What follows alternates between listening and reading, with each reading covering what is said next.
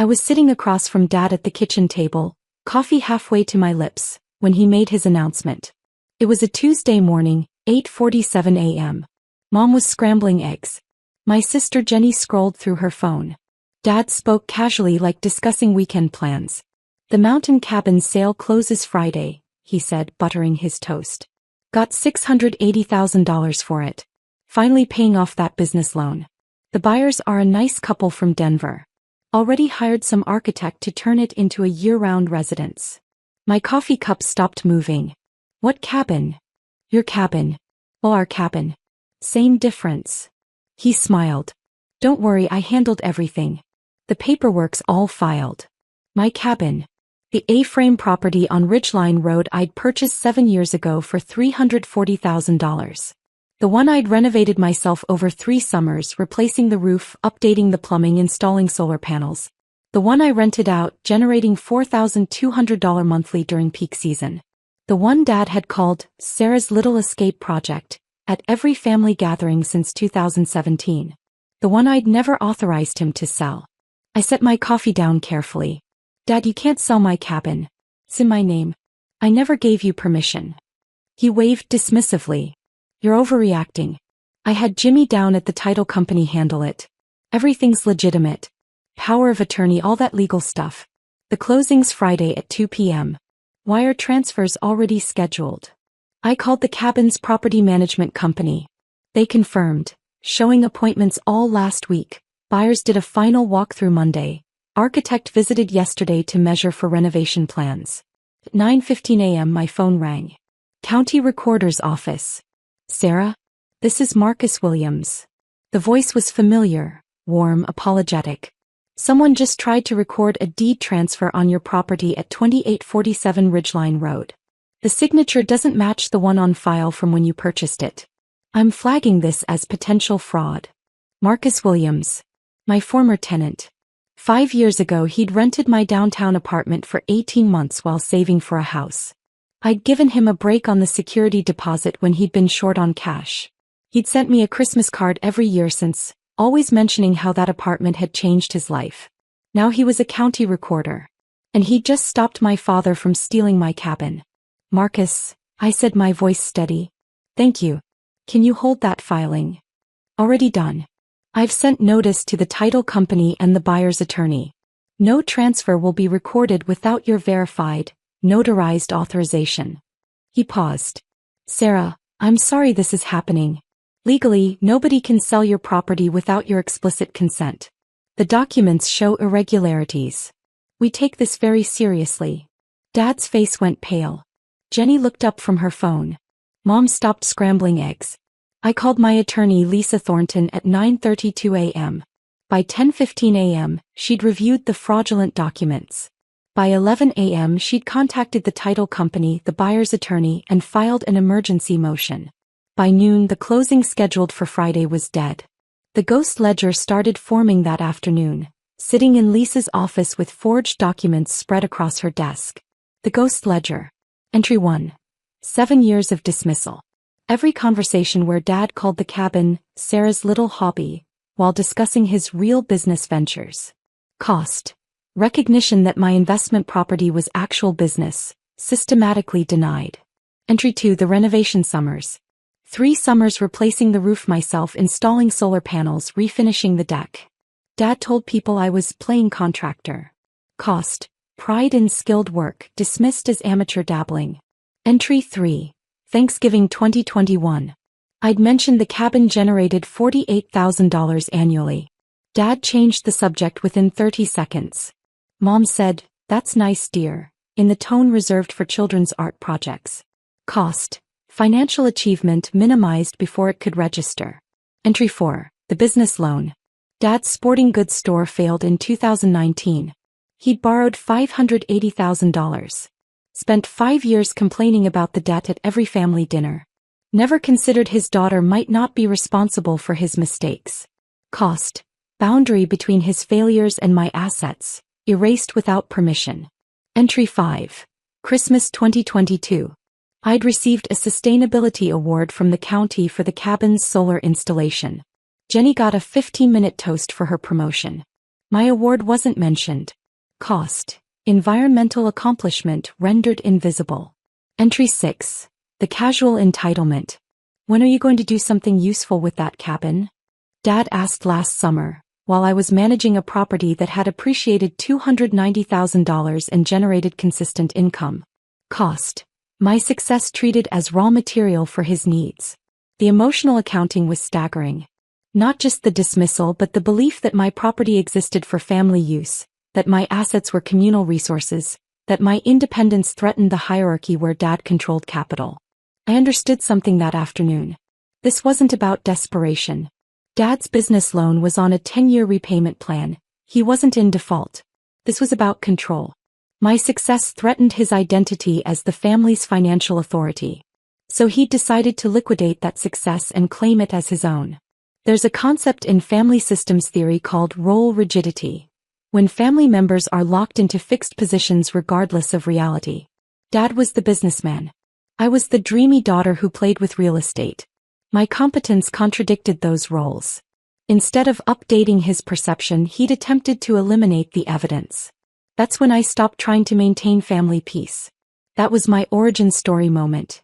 Not when Dad forged the documents, but when I realized keeping him comfortable meant making myself smaller forever. So I stopped playing that game. The procedural justice system moved with methodical precision. Step 1. Evidence collection, days 1 to 2. Lisa and I assembled documentation. Original deed recorded March 2017, showing Sarah Mitchell as sole owner. Property tax records showing continuous payments from my account. Insurance policies in my name. Rental income tax returns for 7 years. Renovation permits issued to me personally. Every document proved exclusive ownership. Step 2. Forensic document analysis, days 3 to 6. Lisa hired Dr. Patricia Ruiz, a forensic document examiner. Dr. Ruiz analyzed the power of attorney Dad had submitted. Her report was devastating. The signature attributed to Sarah Mitchell shows 96.8% probability of forgery. Stroke velocity inconsistent with authentic samples. Letter formation differs significantly from known exemplars. The notary seal shows digital manipulation rather than physical embossment. Magnification reveals pixelation artifacts. Paper stock analysis indicates document was created within past 45 days despite being dated 14 months prior. Watermark pattern doesn't match manufacturer's specifications for claimed date. Step 3. County Recorder Investigation, days 7 to 10. Marcus Williams conducted his own investigation. He discovered Dad had used a legitimate notary's information. Sandra Portman, who'd notarized Dad's business documents 2 years earlier. Sandra confirmed she'd never notarized any power of attorney for me. Her seal had been photocopied and digitally inserted. Marcus's formal report stated, based on signature analysis, notary verification and document examination, the deed transfer contains multiple fraud indicators. Transfer denied. Owner of record remains Sarah Mitchell. Criminal investigation recommended. Step 4. Title company response, days 11 to 12. Mountain States Title conducted their own review. Vice President Angela Torres contacted the buyers personally. We cannot proceed with this transaction. Clear chain of title issues. The seller doesn't have authority to transfer the property. We recommend you pursue legal action to recover your earnest money. The buyers, David and Rachel Chin, were horrified. They'd wired $68,000 in earnest money. They'd given notice on their current home. They'd hired an architect and paid $12,000 for design plans. Lisa negotiated on their behalf. Dad would return their earnest money plus expenses, totaling $83,400, within 30 days or face civil litigation. Step 5. Criminal investigation, day 13. The County Fraud Division opened an investigation. Detective James Cordero was assigned. He subpoenaed Dad's bank records, showing $68,000 deposited from the buyer's earnest money. He obtained Dad's text messages with his business partner discussing how to make the documents look real enough. He interviewed Sandra Portman, who provided sworn testimony she'd never notarized documents related to my cabin. He obtained the original PDF Dad had submitted, which showed digital editing artifacts. Step 6. Family's defense attempt, days 14 to 18.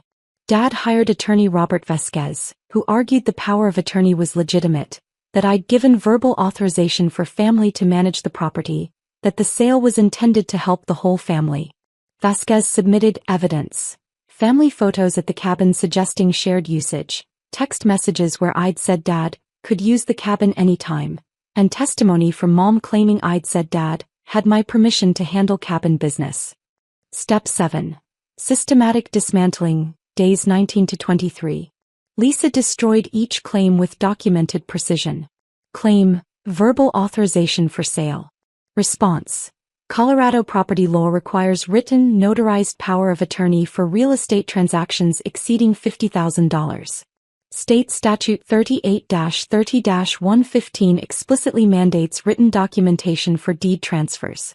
Additionally, email dated August 2023 shows Sarah explicitly refusing Dad's request to list the cabin because, "It's not for sale, Dad, and I've told you that 3 times already."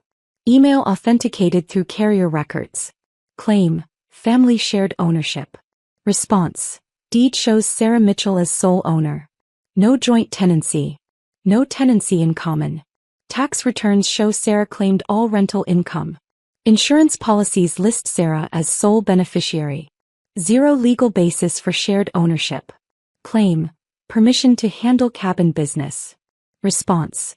Text message dated July 2023 shows Sarah explicitly refusing Dad's request to sell, stating, "It's not for sale and never will be." Message authenticated through carrier records. Step 8. Formal charges filed, day 24. The district attorney filed charges. Forgery, theft by deception, criminal impersonation, attempted theft of property valued over $500,000. Dad was arrested at home on a Thursday morning. Detective Cordero's arrest report noted, defendant stated, "This is ridiculous. It's family property. She should want to help me." When informed the property was solely owned by victim, defendant said, "She's my daughter. What's hers should be available for family needs." Step 9. Trial and conviction, days 25 to 68. Dad refused the plea deal, convinced a jury would see this as a family misunderstanding. The trial lasted 8 days. The prosecution presented Marcus Williams, Dr. Ruiz, Sandra Portman, the Chens, and Detective Cordero. The evidence was overwhelming. Forensic documents, witness testimony, bank records, digital forensics showing premeditation. The jury deliberated for 5 hours. Guilty on all counts. The judge's sentencing statement was precise.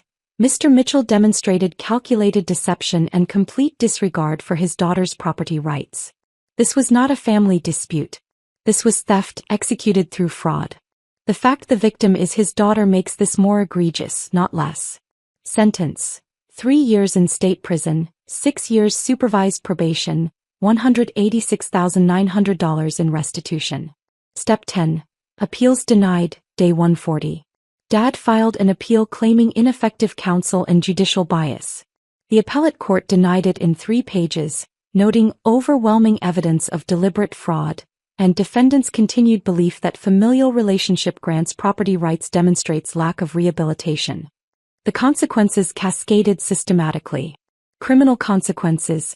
Dad reported to Fremont Correctional Facility on October 3rd. His sporting goods consulting business dissolved immediately. Clients terminated contracts within a week. His professional reputation, built over 30 years, evaporated. Financial consequences. Mom and Dad's house went into strain. They'd used home equity to pay legal fees, $47,000. Combined with restitution and lost income, they fell behind on the mortgage. The bank initiated foreclosure after 5 missed payments. They sold at a loss and moved into a 2-bedroom apartment. The neighborhood Dad had once called, where people end up when they make bad choices.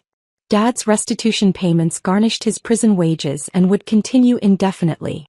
His credit score dropped to 438.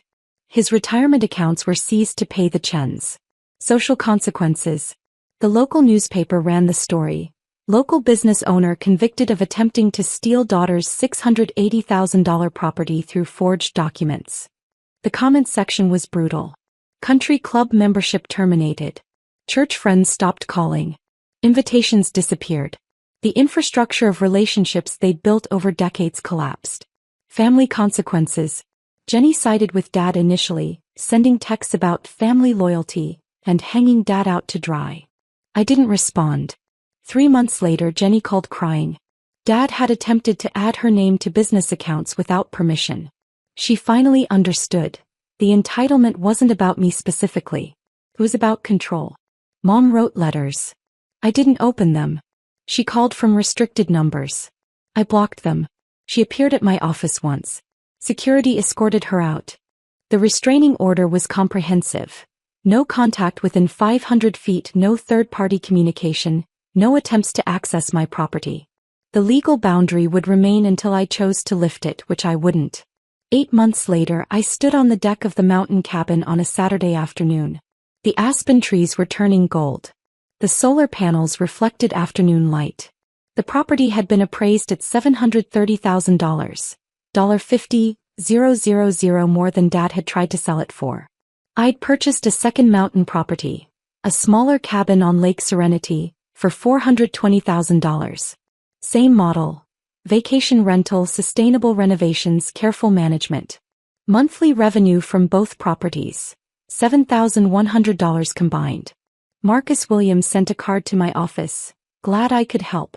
That apartment you rented me changed my life. Happy to return the favor. I framed it and hung it in my home office. A reminder that kindness creates networks of protection that blood relations sometimes can't provide. I'd started a women's real estate investment group, meeting monthly. 32 members now. We'd collectively acquired 14 properties in the past year. The group Dad had dismissed as Sarah playing entrepreneur was building actual wealth. There's a difference between revenge and boundaries. Revenge is hot, personal, destructive. Boundaries are cold, clear, protective. Revenge is burning down someone's house. Boundaries are building a fence so high and legally reinforced that they can't reach your house at all. I didn't destroy Dad. He destroyed himself. I simply refused to fund the destruction with my assets. The cabin still stands on Ridgeline Road, its solar panels gleaming, its deck overlooking the valley, its rooms filled with guests who pay market rate and respect the property. It's worth $730,000 now. But its real value isn't the appraisal or the rental income or even the sustainability awards. Its real value is this: it's mine. Legitimately, legally, undeniably mine. No one can take it. No one can forge it away. No one can claim it belongs to the family when the deed says otherwise. From the fortress I built in the mountains and fought to protect, my future begins now. Not with parental approval. Not with Dad's permission. Not with the family hierarchy that required my submission. With property records and rental income and every roof shingle I replaced myself and the legal system that recognized my ownership when family wouldn't. The account is closed. The balance is zero. And I am finally in the black.